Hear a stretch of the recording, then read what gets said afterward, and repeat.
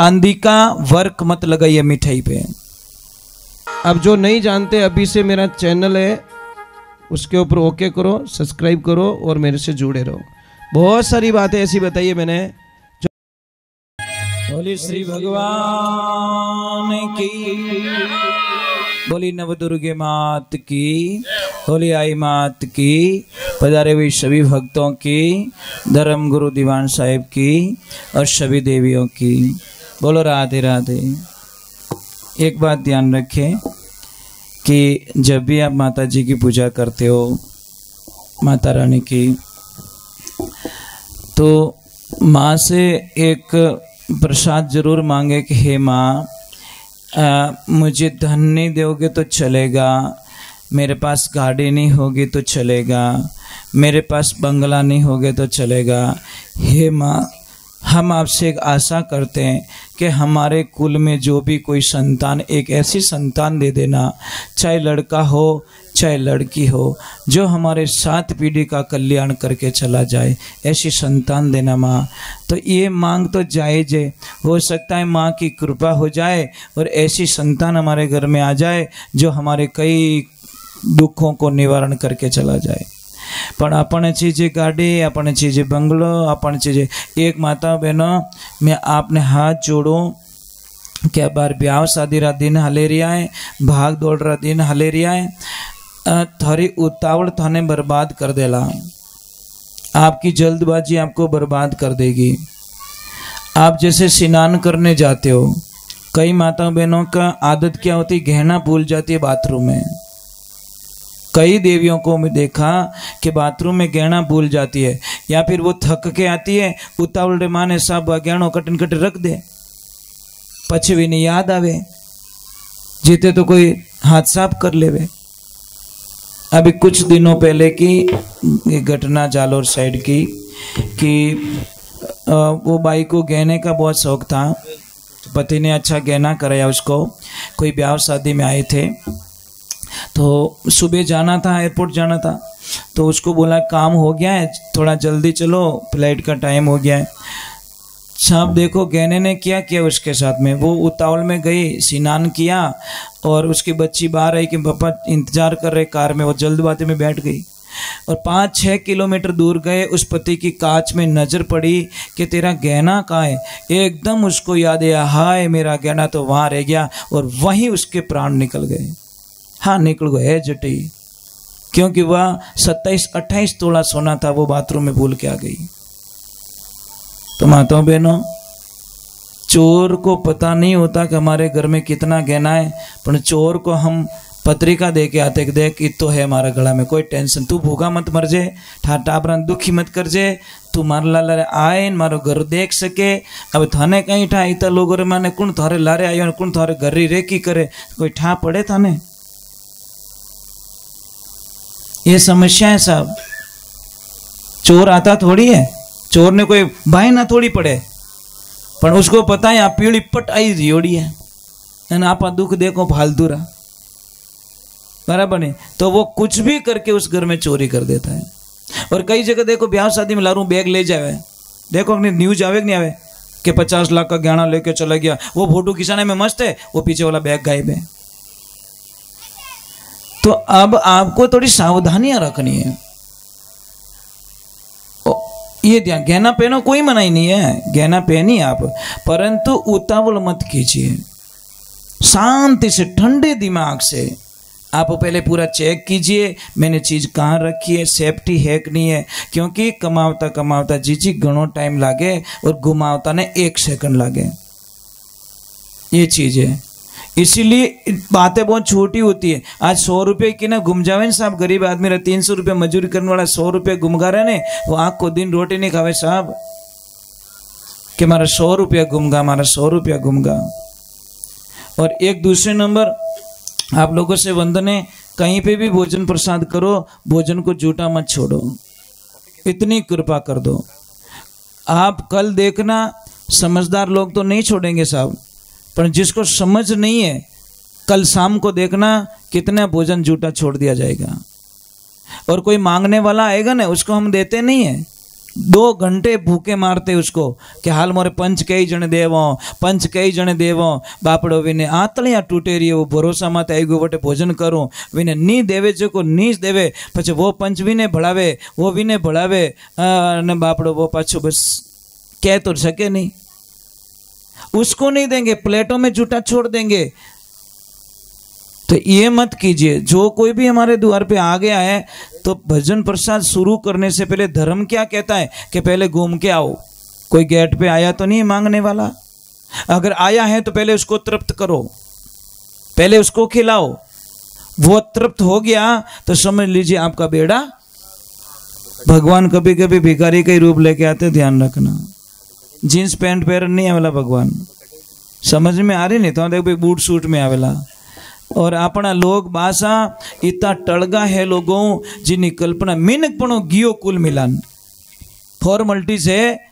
आज अपने कोई बड़ो फंक्शन रेवे नहीं साहब, आप गरीब कोई आसपास में रेवे ना उन्हें पत्रिका नहीं देवो कि वटे आवेला मारा वीआईपी मेहमान में आवेला तो मारा घरो हड़को लागेला, क्योंकि इन्हें तो फाटोड़ी धोती पहरियोड़ी है, इन्हें फाटोड़ा चप्पल पहरियोड़ा है। और अगर वो वीआईपी मेहमान में आई गो तो मेरी तो बेइज्जती हो जाएगी। पर उस बंदे को पता नहीं है कि जब तू मर जाएगा तो सबसे पहले ये बंदा काम छोड़ के तेरे घर पे आएगा। अंतिम यात्रा में सबसे पहले ये आके बैठेगा बंदे। वो वीआईपी लोग पत्रिका वाले नहीं आएंगे। वे तो कहीं मेरे कंपनी में छुट्टी नहीं मिली, मैंने नौकरी सरकारी में छुट्टी नहीं मिली, और जिसको तूने जिंदगी में कभी कदर नहीं की वो उस आदमी को पता चलेगा कि मोरे पड़ोसी गया तो वह बापड़ो बड़ी मजदूरी छोड़ अन थोड़े आंगना में आइन बैठी और वो आप रे कंधो लगावेला। महाराज वो कड़वो सत्य ध्यान रखजो।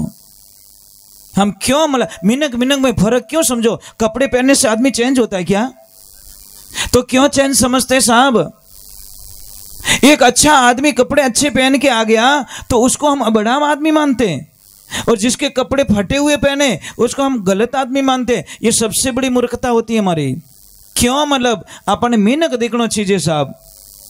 इसीलिए और ध्यान रखा, जब तक जातिवाद का जहर हमारे दिमाग से नहीं निकलेगा तब तक हम कभी एक नहीं हो सकते।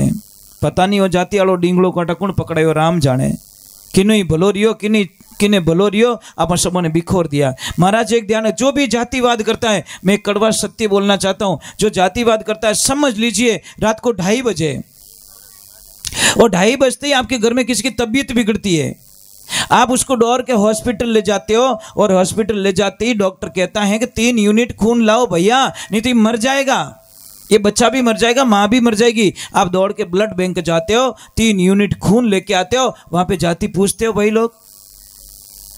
कोई जाति पूछी आज दिन तक दाता? बस वहां पे किसी ने नहीं पूछा कि किस जाति का खून था, किसने डोनेशन किया और किसकी रंगों में गया। इसीलिए और सबसे बड़ी बात महाराज, ये देखो टेंट, ये बिस्तर बड़ा पवित्र है साहब। टेंट बुकिंग करे इन पहला पूछियो को टेंट कट्टे कट्टे गियोड़ो भाई, किन किन जाति में गियोड़ो बताए दे, कोई पूछियो तो इनमें तो क्यों बैठा भाई, वो तो बहुत जगह गियोड़ो है, बहुत सारे लोग बैठे होंगे इसके ऊपर। मैं तर्क पे बात करता हूं, क्योंकि इसीलिए हम पीछे रह गए बैक साइड में। इसीलिए यही कारण, ऊंच और नीच ये 2 नहीं दिखना चाहिए हमको, तब जाके आप परमात्मा की भक्ति कर पाओगे। नहीं आज होवे ने कोई काल होवे, बस कुछ नहीं कर सकते हम लोग।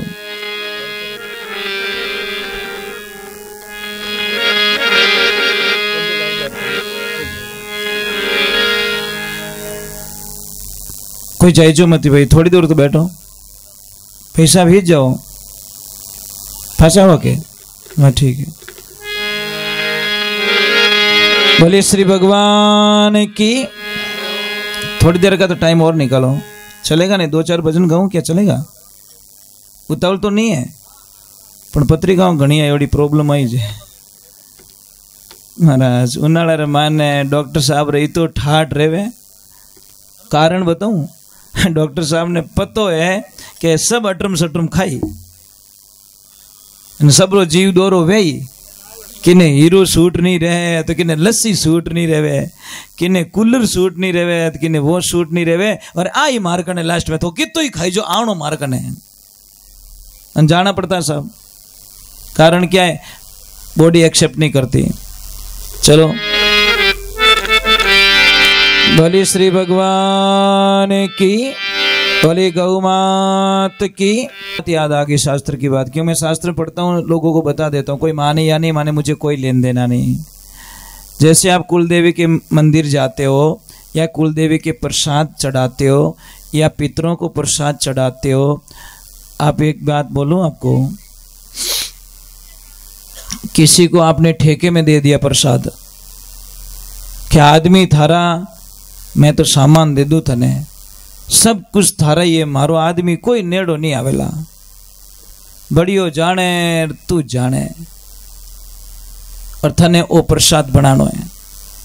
और उसमें से अगर कुलदेवी को प्रसाद चढ़ा रहे हो, प्रसाद ग्रहण नहीं होगा, आपका प्रसाद मान्य नहीं होगा।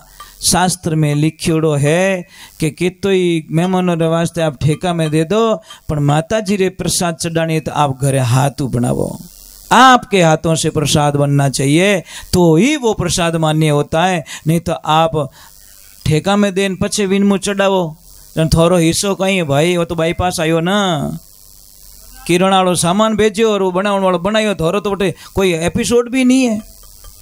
तो ये ध्यान रखे, शास्त्र में लिखा कि जब तक आपके हाथों से बनाया हुआ प्रसाद, चाहे 1.25 किलो का बना दो, मैं थोड़ी कहता 25 किलो का बनाओ, 1.25 किलो की लापसी बना दो, 1.25 किलो का चूरमा बना दो, जो भी बनाना है, पर अपने हाथों से बनाइए।